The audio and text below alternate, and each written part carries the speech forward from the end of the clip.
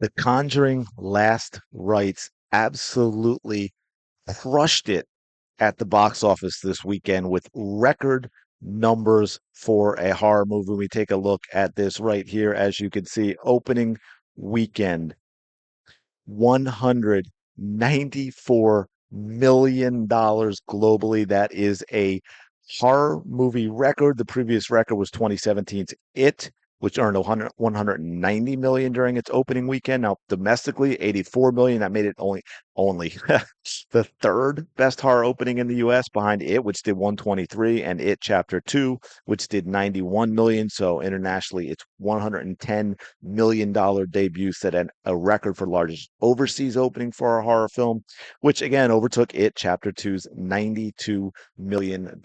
Are we seeing at the same time that we are seeing superhero movies struggle, though we've been seeing that struggle for a little while. We're still seeing it, although DC, the Superman, I think probably did better than expected. It still struggled, especially relative to its box office compared to what we were used to seeing leading up into Endgame. And then, of course, the select few like the Spider-Man movies and how well they did.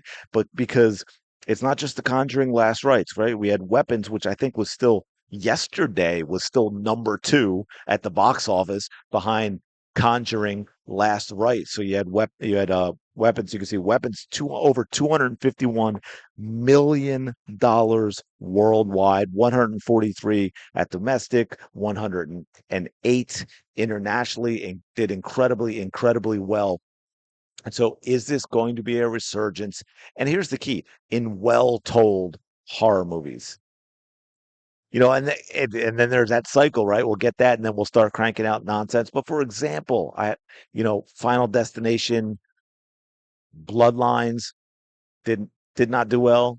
I know what you did last summer, did not do well. But I don't know if you saw them. I did. I don't think either one was a good movie. I love the original. I know what you did last summer. I even liked the second one. I thought this reboot was terrible. Bloodlines, I thought was terrible, and I liked every single. Now there were some, good and bad, and some up and downs in them, but I enjoyed every single Final Destination up until this one. And I thought this one was a really weak effort. But as you can see with The Conjuring Last Rites and with Weapons as well, that people are hungering for, I think, not just horror, although personally, again, I love horror, but well-told stories. And I did my review of Weapons, and and I said, "Is it?" I even said it's almost not even horror for me until you get to the end.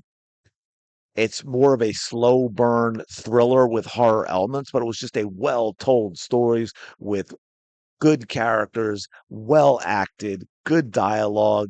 And that I think is what people are hungering for. And I think that's what's been missing from a lot of movies in general, and especially superhero movies lately. But this was wild to see. I haven't gotten a chance to see it. Usually I see these things opening weekend. I will probably catch it this weekend and let you know what I think about it. But if you did see it, let me know what you think. I'm really curious about it, what you think about this movie as well, because obviously a lot of people loved it. But I'm going to leave it there. Appreciate you checking out this video. Do me a favor, smash the like button, subscribe to the channel. I really do appreciate it. Oh, one last thing. I'm glad I remembered it. The budget for this was apparently $55 million. Now compare that to the types of budgets we've gotten for not just Marvel superhero movies, but a lot of movies in general that are heavy CGI. I think the budget sank the final Mission Impossibles. It was absolutely some insane number there as well. So, and I think Weapons was under 40 million. I believe it was about $38 million budget, and it did over $251 million worldwide. The Conjuring Last Rites, $55 million budget. The first opening weekend, almost $200 million.